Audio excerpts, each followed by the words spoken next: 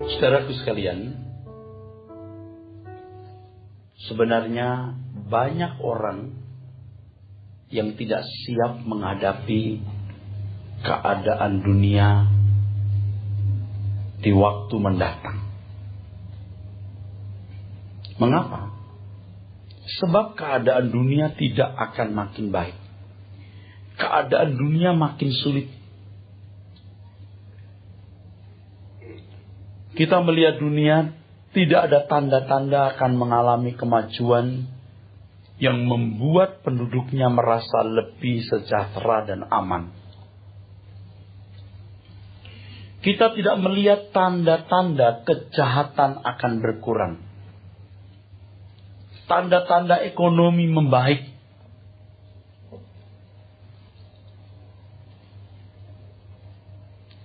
Jadi kalau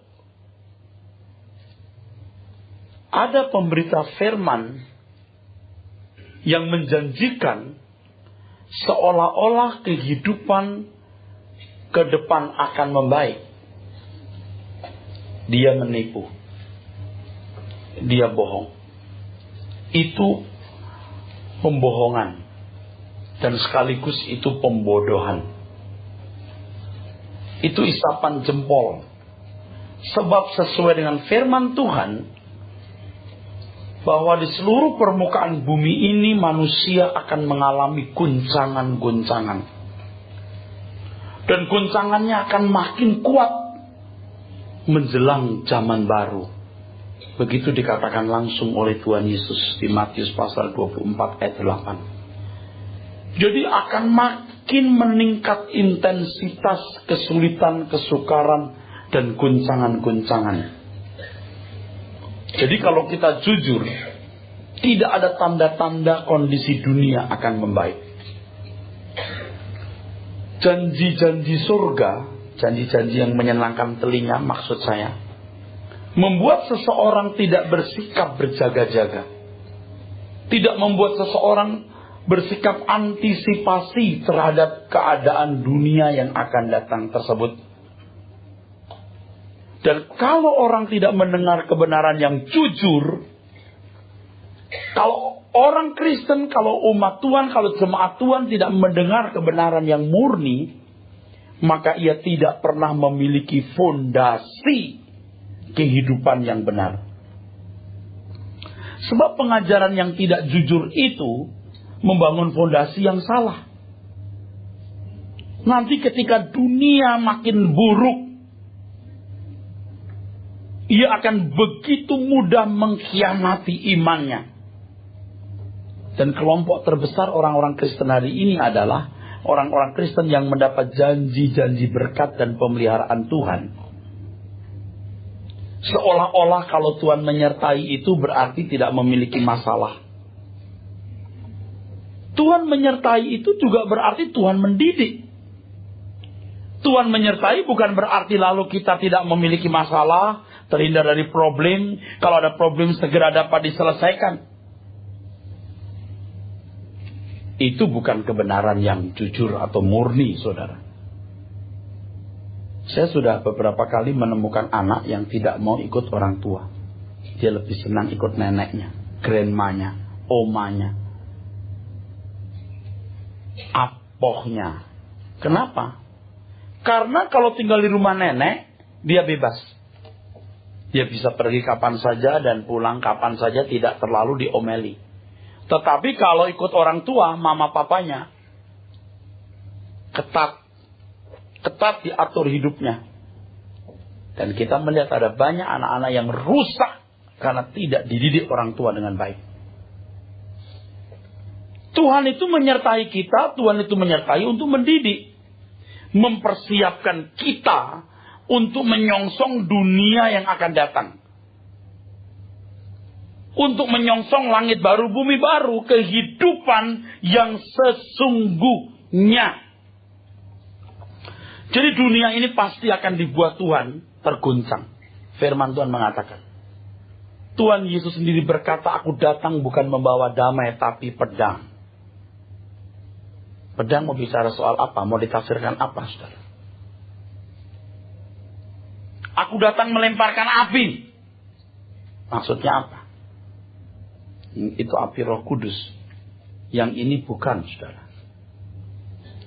Goncangan-goncangan tersebut akan menyempurnakan gereja secara komunitas.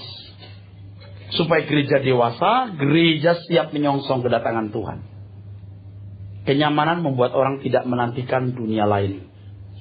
Kenyamanan membuat manusia tidak merasa perlu langit baru, bumi baru. Jadi goncangan-goncangan yang semakin kuat itu, yang intensitasnya makin naik itu, merupakan cara Tuhan menyempurnakan gerejanya. Kalau Tuhan menyertai untuk mendidik. Hari ini banyak kebohongan pengajar palsu, belum terungkap. Tetapi suatu hari nanti tidak bisa tidak.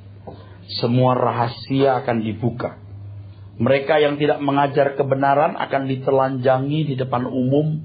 Dan Tuhan Yesus akan berkata, aku tidak mengenal kamu.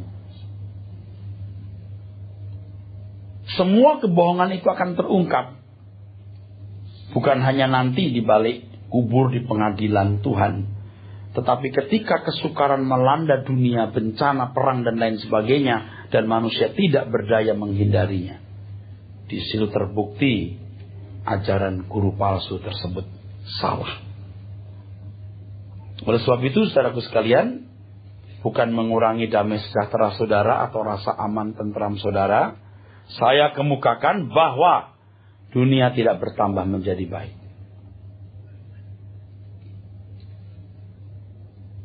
Tapi Tuhan menyertai kita.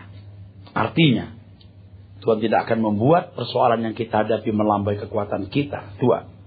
Tuhan memakai setiap goncangan itu untuk mendewasakan kita.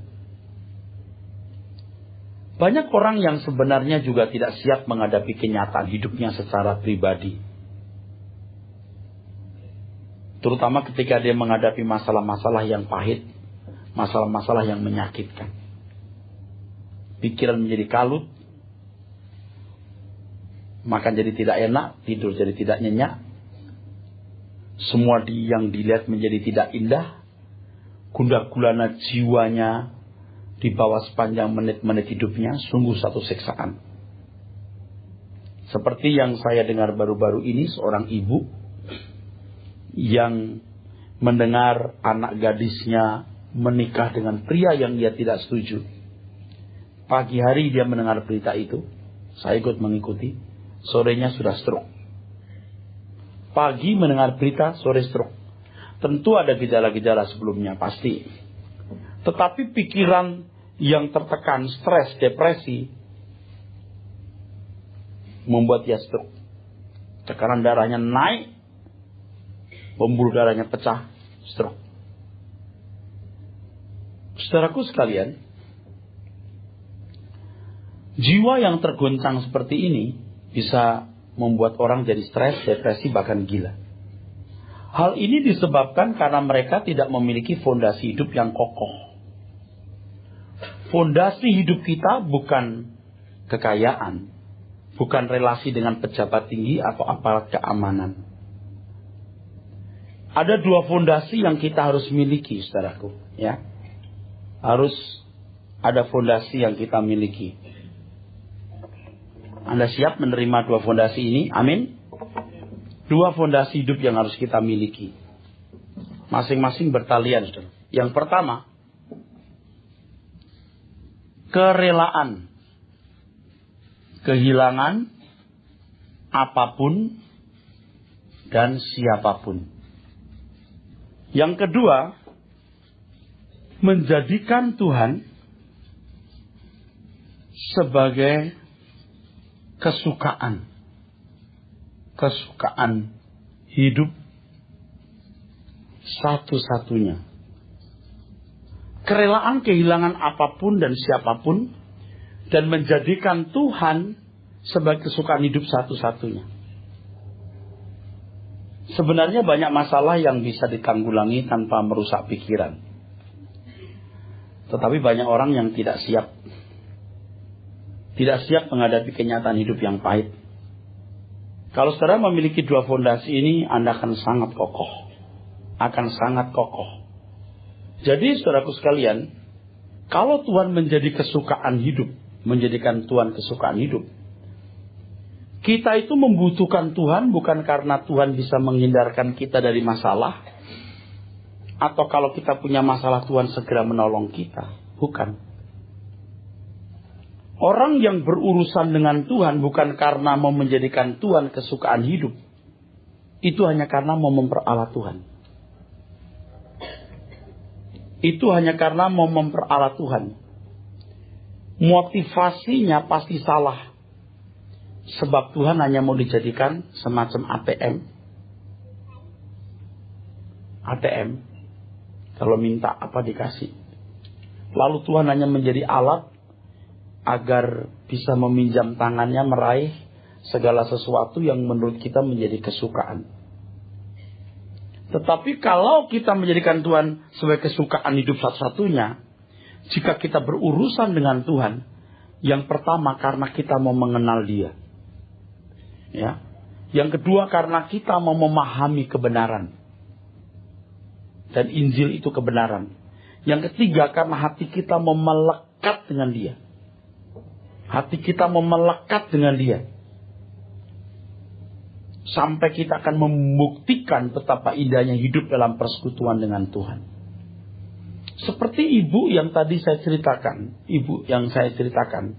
Begitu mendengar anak gadisnya menikah dengan pria yang dia tidak setuju, mendadak menjadi stroke. Mengapa terjadi?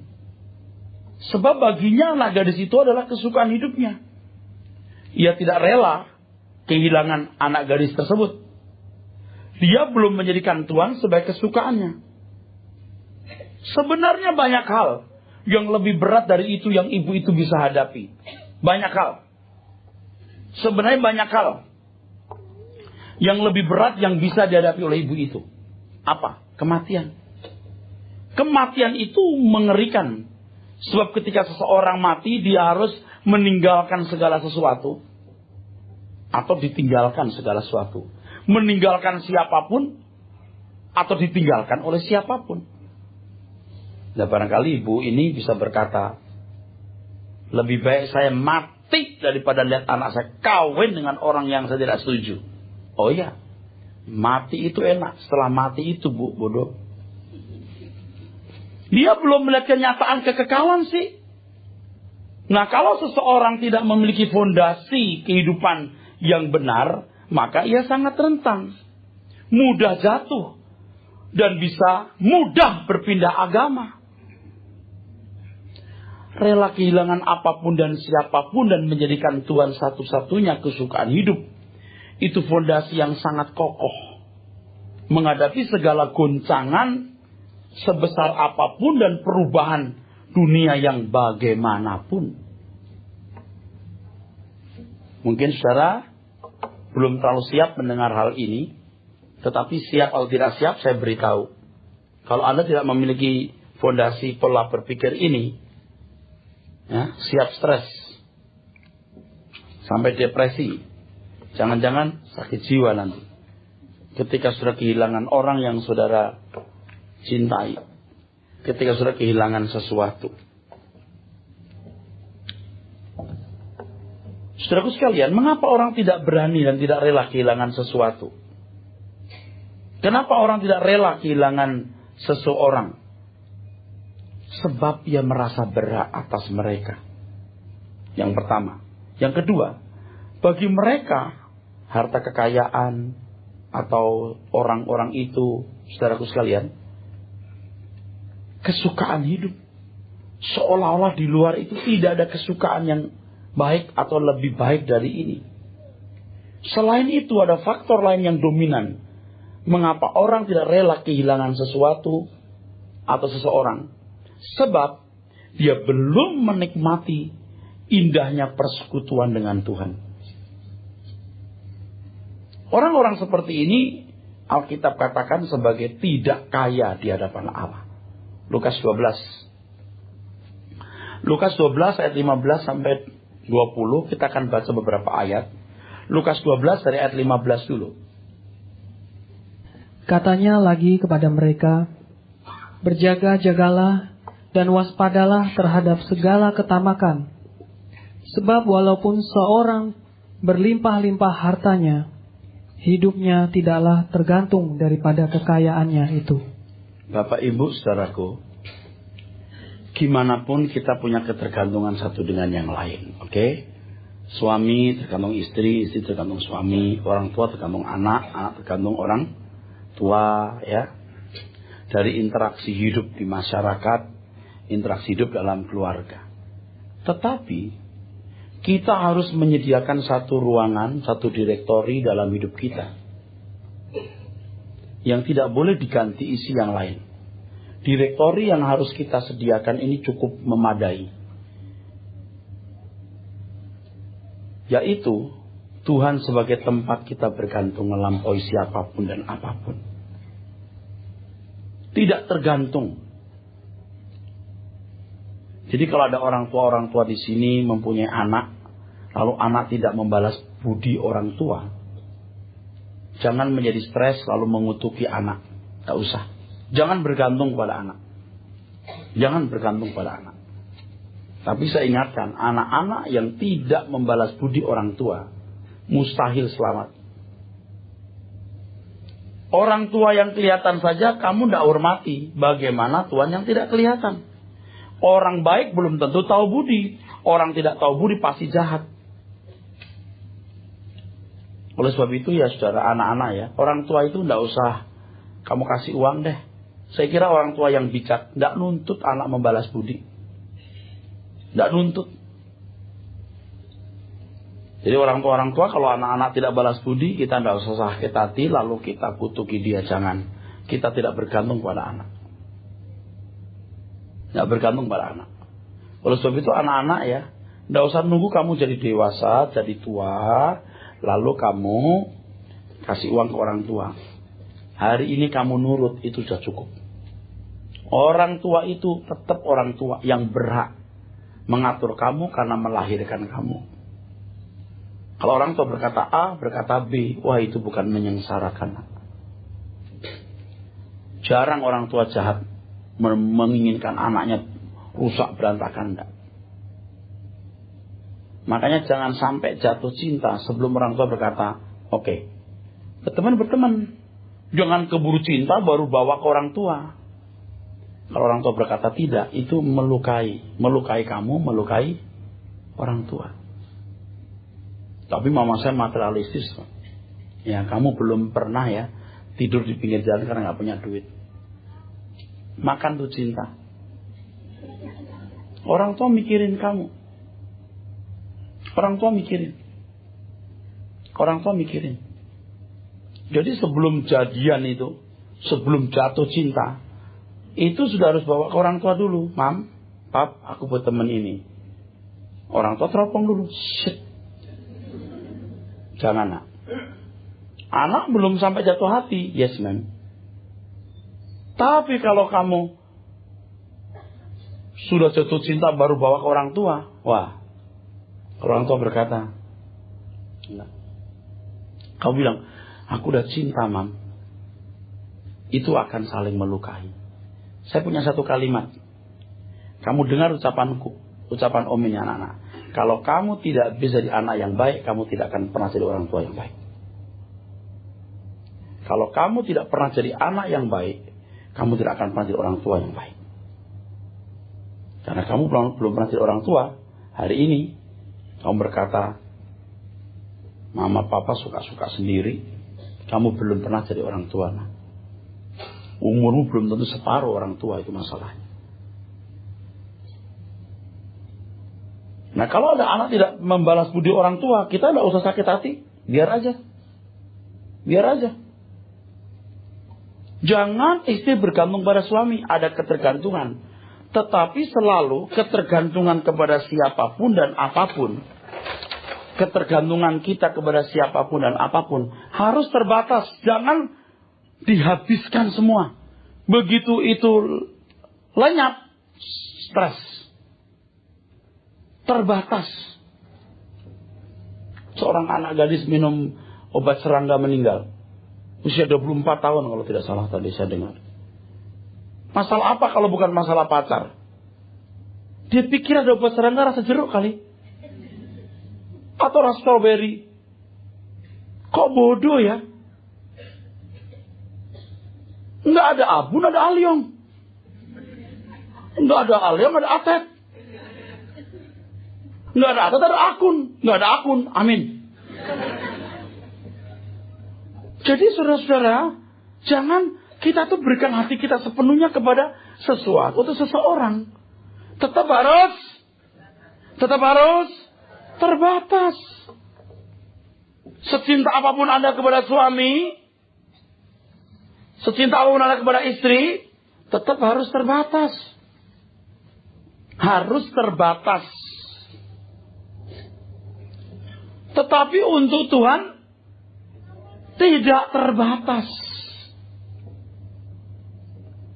Saudaraku sekalian, orang-orang yang tergantung pada kekayaan ini tidak mungkin berurusan dengan Tuhan dengan benar. Bahkan ketika berurusan dengan Tuhan pun dalam rangka untuk menyelamatkan hartanya. Plus kalau mati masuk surga. Menyelamatkan hartanya plus kalau bisa ditambah. Ngerti gak litiknya banyak orang itu? Karena gak dididik, karena gak diajar. Diajarnya salah. Mari datang kepada Tuhan, Tuhan akan berkati.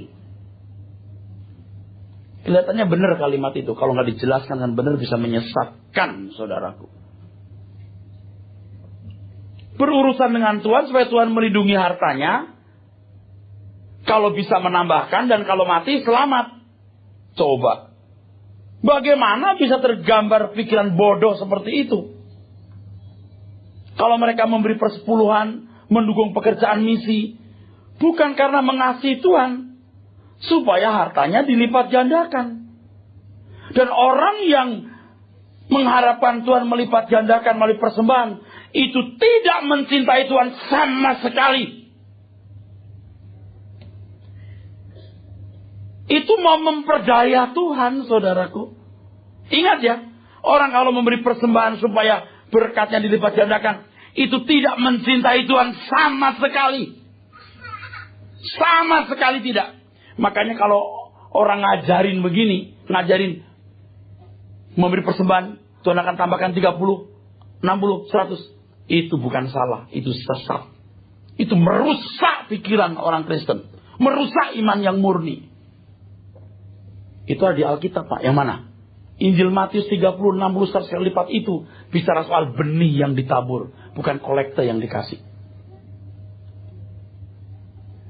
Sekarang kalau anak berkata kepada maminya, Mami, ada apa nak? Ini 10 juta untuk mami. Untuk apa nak? Ya, gak enak lah, gak enak aja gitu, gak ngasih mami. Itu mami yang baik berkata begini, gak usah nak, buat kamu aja. Kalau kamu memberi karena gak enak, gak usah nak.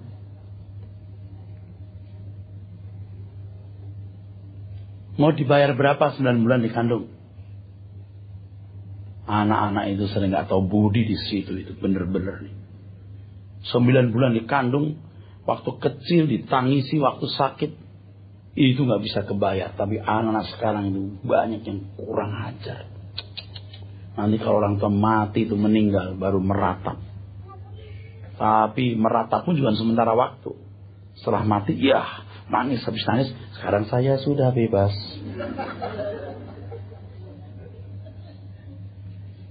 Emang dasar ini orang-orang ini gak tahu budi. Sama Tuhan juga begitu. Nggak enak gak kasih kolektor, apalagi dilihat orang. Waduh. Maka di gereja saya menetapkan tidak ada kolektor dijalankan. Pakai kotak aja di belakang. Orang memberi silakan, tidak memberi tidak apa-apa. Belajar dewasa. Belajar kita mempersembahkan untuk Tuhan. Apalagi kalau bilang gini, Mama, ya nak, ini Mama, untuk Mama 10 juta. Untuk apa maksudnya? Ya biar 30, 60, 100 kali lipat dong.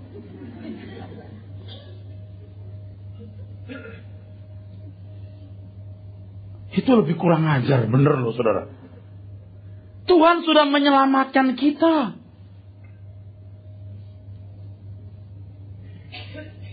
Orang-orang oportunis seperti ini tidak akan pernah melayani Tuhan selama-lamanya. Tapi banyak gereja mendidik jemaatnya untuk oportunis seperti itu.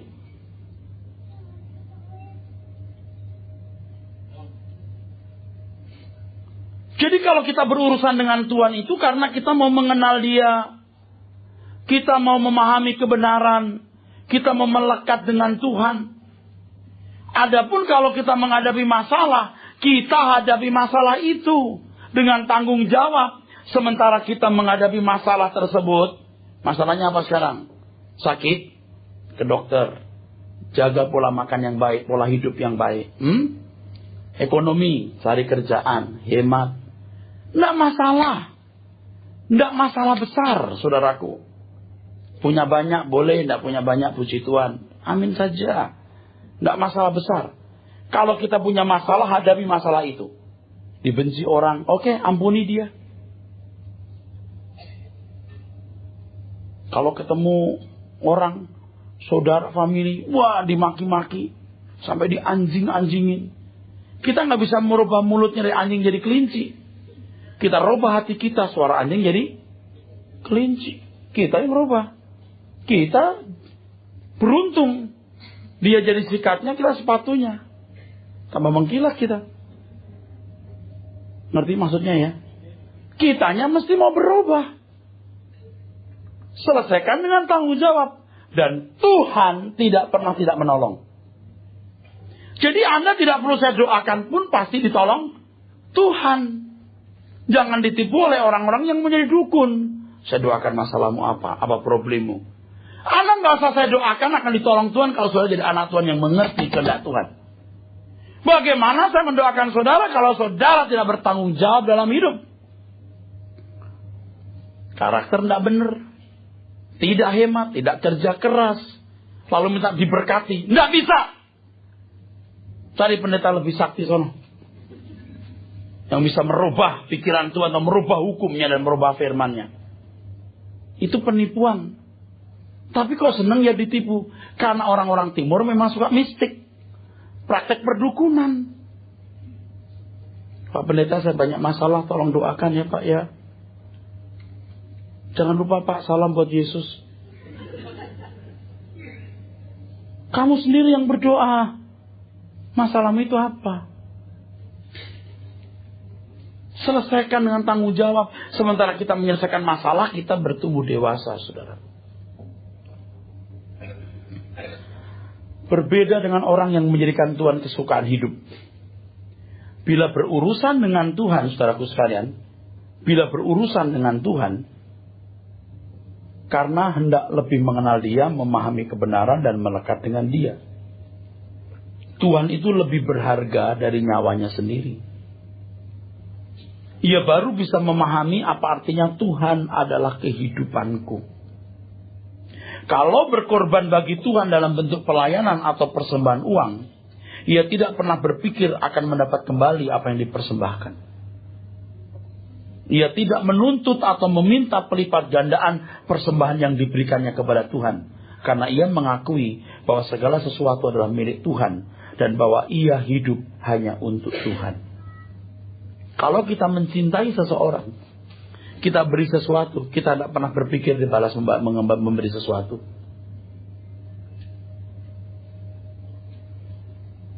Kalau seorang anak muda yang jatuh cinta kepada wanita,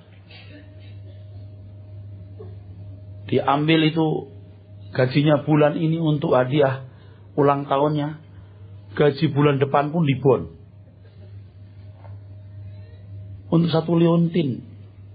Apakah dia berkata begini? Ini leontinnya. Ini leontin harga 15 juta. Nanti berikan jam harga 25 juta ya.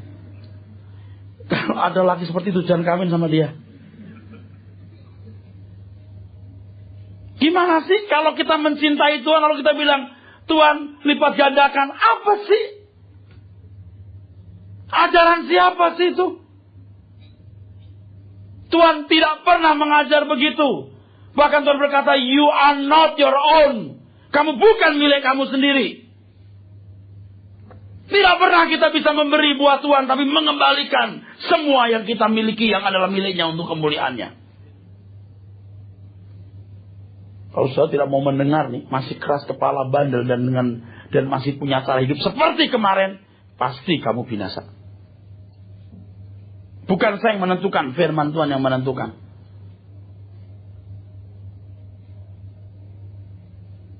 Kalau seorang mencintai, menjadikan Tuhan kesukaannya satu-satunya, kecintaannya kepada Tuhan membuat ia melakukan semua untuk kepentingan kerajaan surga. Bahkan sekalipun ia telah berbuat banyak, ia tidak pernah berbuat sesuatu yang membuat ia merasa memiliki jasa atau karya. Ia menyadari bahwa ia berhutang budi kepada Tuhan, dan hutang budinya terlampau besar, yang tidak seimbang, tidak sebanding dengan apa yang dilakukannya untuk Tuhan.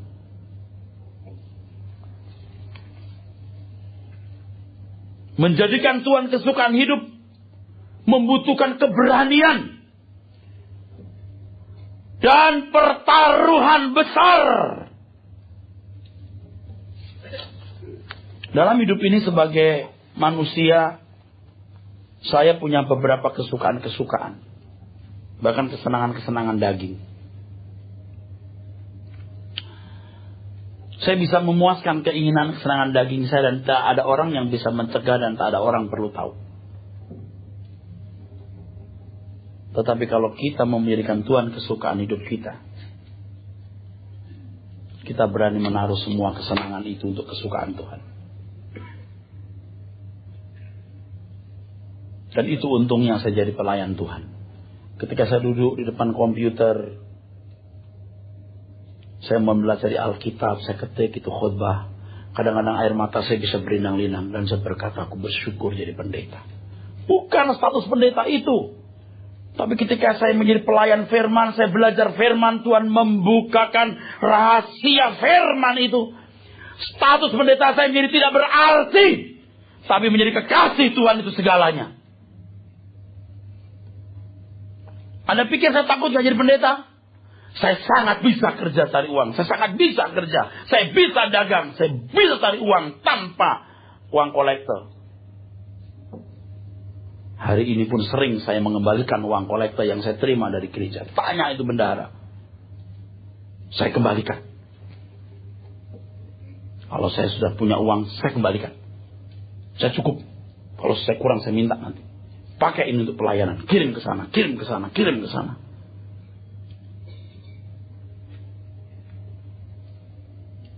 Kesukaan untuk mengenal Tuhan itu luar biasa. Dan ini harus ditularkan kepada saudara. Dan ternyata tidak sederhana untuk menjadikan Tuhan itu kesukaan hidup. Buktinya tidak banyak orang yang masuk wilayah ini. Sebagian besar manusia terbelenggu dengan berbagai kesenangan hidup. Di dalamnya termasuk orang-orang Kristen yang rajin ke gereja. Bahkan mungkin mengambil bagian dalam kegiatan pelayanan. Padahal rajin ke gereja tidak bisa menggantikan panggilan untuk menjadikan Tuhan kesukaan hidup. Menjadikan Tuhan kesukaan hidup berarti memiliki hubungan yang istimewa dengan Tuhan. Seperti hubungan suami istri. Efesus pasal 5 ayat 31-32. Efesus pasal 5 ayat 31 dan 32. Efesus pasal 5 ayat 31 dan 32. Sebab itu laki-laki akan meninggalkan ayahnya dan ibunya, dan bersatu dengan istrinya, sehingga keduanya itu menjadi satu daging. Kita tidak bisa, Anda harus meninggalkan segala sesuatu dan menyatu dengan Tuhan. Jadi kalau kita menggenggam banyak hal, kita harus rela lepaskan walaupun itu bukan hal yang sederhana. Jangan nunggu kita mati, terpaksa harus dilepas. Dan kalau kita melepaskan ikatan karena mati, pasti binasa. Sebab itu berarti Anda pasti memberhalakan sesuatu yang Anda genggam. Saya mau beritahu satu hal. Ketika orang menjadikan Tuhan kesukaan, maka semua yang dimilikinya itu akan menjadi sesuatu yang menyukakan juga, tanpa berbuat dosa. Ketika Tuhan jadi kesukaanku satu-satunya, maka semua yang Tuhan percayakan kepadaku untuk kunikmati, jadi bisa lebih kunikmati tanpa berbuat dosa. Artinya gak akan serakah, juga melihat kepentingan orang lain dan seterusnya. Percaya saudara. Jadi hubungan kita dengan Tuhan itu harus intim, harus istimewa dan eksklusif. Dan ini gak bisa dibangun nanti waktu kita mau mati. Apalagi sudah mati. Hari ini banyak orang Kristen yang santun, yang baik dalam hidup ini.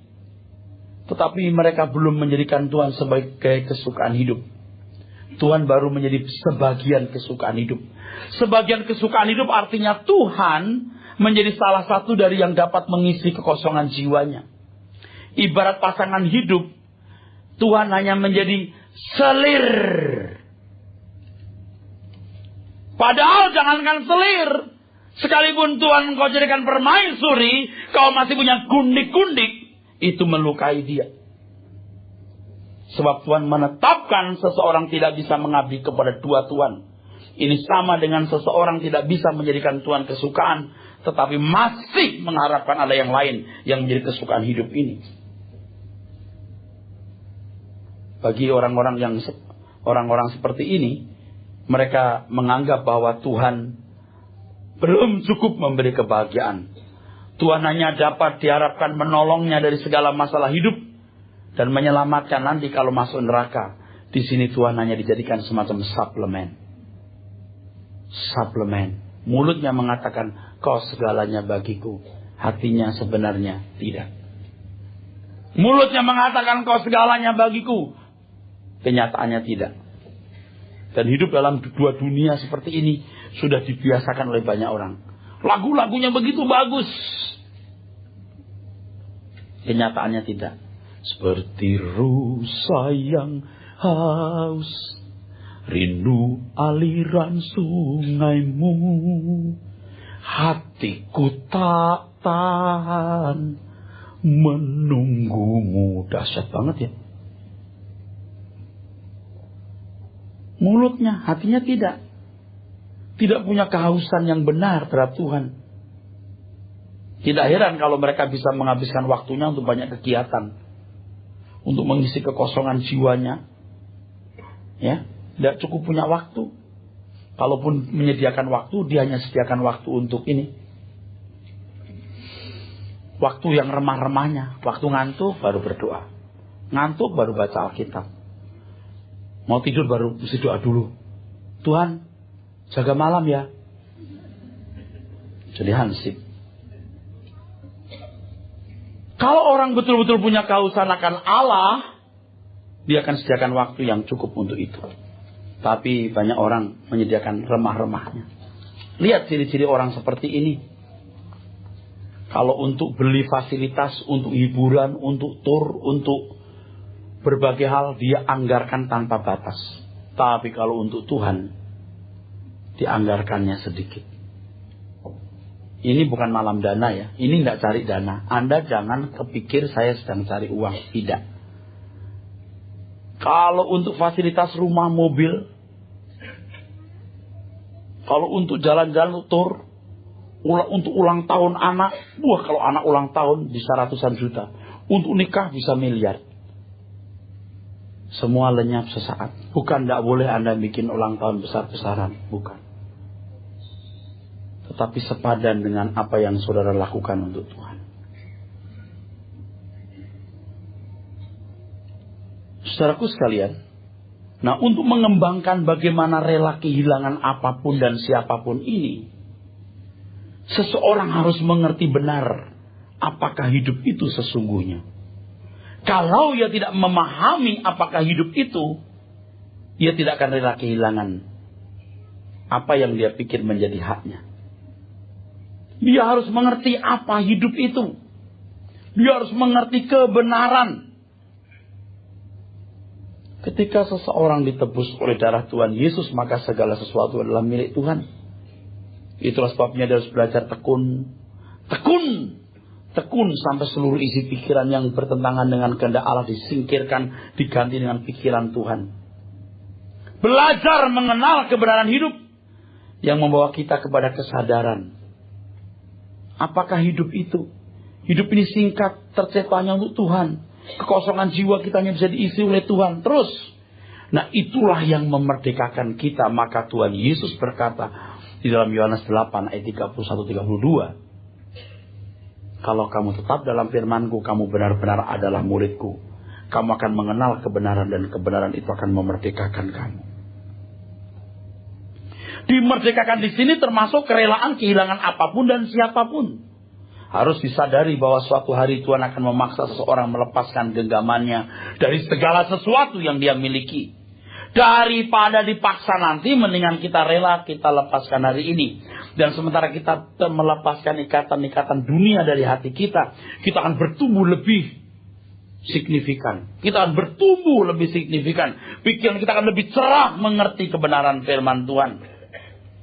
Dan kalau kita bisa melepaskan diri dari ikatan-ikatan itu dan menjadikan Tuhan kesukaan kita, kita akan lebih mudah terhindar dari dosa. Nah, bagaimana kita bisa rela kehilangan apapun dan siapapun? Ternyata berkaitan dengan hal kedua. Kita harus menjadikan Tuhan kesukaan hidup satu-satunya lewat satu proses pembelajaran terus-menerus. Selain Engkau, tak ada yang kuingini di bumi, Tuhan. Jadi saya berkata begini. Dulu kamu yang ngajak saya, yang ngajarin saya makan sop, soto, babat, usus, kira-kira begitu, sop buntut. Sekarang saya sudah mau makan, senang kamu ninggalin aku. Sekarang saya udah gak makan daging itu. Kalau makan pun kecil sedikit lah. Saudara tahu bagaimana saya merubah cita rasa mulut saya? Berat.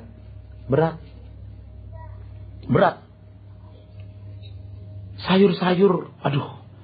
Dulu kalau saya ke restoran gitu, misalnya kita makan buffet gitu, begitu masuk, apalagi yang hotel berbintang tuh, wah ada makanan Oriental, ada Western, ada Indonesian, ada Indian, waduh langsung yang saya cari gudeg, sambal goreng terasi, soto babat, gitu ya. Tapi teman saya selalunya ke salad buah, kayak kambing. Nggak enak, nggak cocok ke sini. Tapi saya belajar merubah, saya bisa. Beberapa waktu yang lalu ketika di restoran, saya tanya ada buah. Ini restoran etnis ya? Nggak ada Pak. Waduh. Ada buah tapi buah ini Pak. Buah untuk es buah. Nggak. Manis. Saya nggak mau manis. Saya nggak mau 3-4 tahun sebelum mati udah sakit. 3 bulan tergeletak baru mati. Jauh-jauh hari siap-siap. Nggak begitu. Saya bilang ada buah alpukat. Ada Pak. Oke. Alpukat. Nggak pakai es. Nggak pakai gula. Hah? Dia gini. Udah. Hidangkan. Saya depan saya, teman saya bilang enak, enggak. Kok enggak enak diminum? Pengen obat jadi makananmu atau makanan obatmu? Enggak mungkin setitik obat yang kita makan enggak punya dampak. Lebih baik saya makan sulit daripada saya minum obat yang merusak tubuh saya. Obat juga pahit, ini juga kurang enak. Tapi lama-lama jadi enak. Saya mau kemari aja pagi-pagi hanya makan sayur misalnya. Sayur, ada sayur. Kuat. Dan saya akan membiasakan terus ini. Saya akan membiasakan terus. Baik waktu detox maupun tidak detox saya akan membiasakan terus. Jadi mati dengan cara terhormat. Jangan belum mati udah begini-begini nih. Terus 3 bulan tergeletak gak bangun baru mati. Kasihan orang-orang. Kasihan juga kita. Nah, orang sering tidak mengerti batas hidupnya. Waktu umur 20 tahun, masih jauh batas umur hidupnya. Waktu umur 30 tahun, masih jauh batas umur hidupnya. Waktu umur 50 tahun, masih jauh batas hidupnya. Sampai umur 70 tahun pun tidak siap menghadapi kenyataan ada batas umur. Mestinya dari muda udah kasih tahu ada batas umur hidup. Bisa nanti, bisa sekarang, bisa ke depan sebentar lagi. Sama dengan kesehatan tuh mirip. Nanti belum, kita masih muda. Sekarang anak muda darah tinggi, anak muda kolesterol juga ada. Jadi jauh-jauh hari mesti kita bersiap-siap. Apalagi surga. Nggak bisa Anda nggak punya kepastian. Pendidikan, kesehatan, rumah, mobil aja diasuransikan. Mau kepastian, kenapa keselamatan tidak punya kepastian? Paksa. Datang setiap hari setengah jam Tuhan. Ngantuk-ngantuk terdatang Tuhan. Datang ke suara kebenaran. Terus. Sampai dirubah cita rasa kita. Baru Anda selamat. Amin.